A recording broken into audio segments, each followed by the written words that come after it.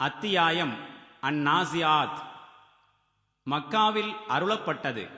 வசனங்கள் 46. அளவிலா கருணையும் இணையிலா கிருபையும் உடைய அல்லாஹுவின் திருப்பெயரால். ஆழ்ந்து பற்றி இழுக்கின்ற மேலும் மெதுவாக வெளிக்கொணர்கின்ற வானவர்கள் மீது சத்தியமாக, மேலும் பேரண்டத்தில் அதிவேகமாக நீந்தி திரிகின்ற, மேலும் கட்டளைகளை நிறைவேற்றுவதில் ஒருவருக்கொருவர் முந்துகின்றவர்கள் மீதும் சத்தியமாக, பிறகு இறை கட்டளைகளுக்கிணங்க விவகாரங்களை முறைப்படி நிர்வகித்து வருகின்றவர்கள் மீதும் சத்தியமாக, எந்த நாளில் பூகம்பத்தின் உலுக்கல் ஏற்படுமோ அதன் பின்னர் இன்னொரு பூகம்பத்தின் உலுக்கல் ஏற்படுமோ அந்த நாளில் சில இதயங்கள் பயந்து நடுநடுங்கிக் கொண்டிருக்கும். அவர்களின் பார்வைகள் அச்சத்தால் கீழே தாழ்ந்து விட்டிருக்கும். இந்த மக்கள் கூறுகின்றார்கள், நாம் இறந்த பிறகு உண்மையில் பழைய நிலைக்கு திரும்ப கொண்டு வரப்படுவோமா? இற்றுப்போன எலும்புகளாய் நாம் ஆனாலுமா? இவர்கள் மேலும் கூறலானார்கள், அப்பொழுது இது பேரிழப்புக்குரிய திரும்பலாகத்தான் இருக்கும். உண்மையில் இது ஓர் உரத்த அதட்டலாகத்தான் இருக்கும். உடனே இவர்கள் வெட்டவெளியில் ஆஜராகி இருப்பார்கள். மூசாவின் வரலாறு உமக்கு கிடைத்ததா? துவா எனும் புனித பள்ளத்தாக்கில் அவருடைய இறைவன் அவரை அழைத்து கூறினான், ஃபிரௌனிடம் செல்வீராக. திண்ணமாக அவன் வரம்பு மீறிவிட்டான். எனவே நீர் அவனிடம் கூறும், நீ தூய்மை பெற விரும்புகின்றாயா?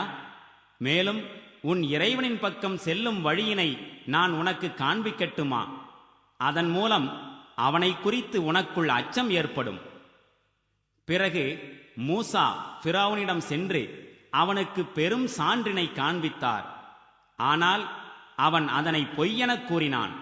மேலும் அவன் ஏற்க மறுத்தான். பின்னர் சூழ்ச்சிகள் செய்திட திரும்பினான். மேலும் மக்களை ஒன்று திரட்டினான். அவர்களை அழைத்து, நான் தான் உங்களின் மாபெரும் இறைவன் எனக் கூறினான். இறுதியில் அவனை மறுமை மற்றும் இம்மையின் வேதனையை கொண்டு அல்லாஹு பிடித்தான். அஞ்சி வாழும் ஒவ்வொருவருக்கும் உண்மையில் இதில் பெரும் படிப்பினை இருக்கின்றது. உங்களை படைப்பது அதிக சிரமமான வேலையா அல்லது வானத்தை படைப்பதா? அல்லாஹ் அதனை நிர்மாணித்தான். அதன் முகட்டை நன்கு உயர்த்தினான். பிறகு அதை சமப்படுத்தினான். மேலும் அதன் இரவை மூடி அதன் பகலை வெளிப்படுத்தினான். இதன் பின்னர் பூமியை அவன் விரித்தான். அதன் உள்ளிலிருந்து அதன் தண்ணீரையும் மேய்ச்சலுக்கானவற்றையும் வெளிக்கொணர்ந்தான். மேலும் அதில் மலைகளை ஊன்றி வைத்தான். உங்களுக்கும் உங்கள் கால்நடைகளுக்கும் வாழ்வாதார பொருள்களாய் ஆகும் பொருட்டு. எனவே மாபெரும் அமளி தோன்றும் போது அன்று மனிதன் தான் செய்த செயல்கள் அனைத்தையும் நினைத்துப் பார்ப்பான். மேலும் பார்ப்பவர் ஒவ்வொருவரும் கண்ணெதிரிலும் நரகம் திறந்து வைக்கப்படும். எவன் வரம்பு மீறி இருந்தானோ, மேலும் உலக வாழ்வுக்கு முன்னுரிமை தந்தானோ, அவனுடைய இருப்பிடம் நரகமாகவே இருக்கும். மேலும் எவன் தன்னுடைய அதிபதியின் முன்னிலையில் நிற்பது குறித்து அஞ்சினானோ, இன்னும் தீய இச்சைகளை விட்டு தனது மனத்தை தடுத்திருந்தானோ, அவனுடைய இருப்பிடம் சுவனமாக இருக்கும். அந்த இறுதி நேரம் எப்பொழுது வரும் என்று அவர்கள் உம்மிடம் கேட்கின்றார்கள்.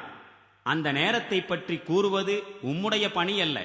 அதை பற்றிய ஞானமோ அல்லாஹ்விடம் மட்டுமே இருக்கின்றது. அந்த நேரத்தை அஞ்சும் ஒவ்வொருவருக்கும் நீர் எச்சரிக்கை செய்பவர் மட்டுமே ஆவீர்.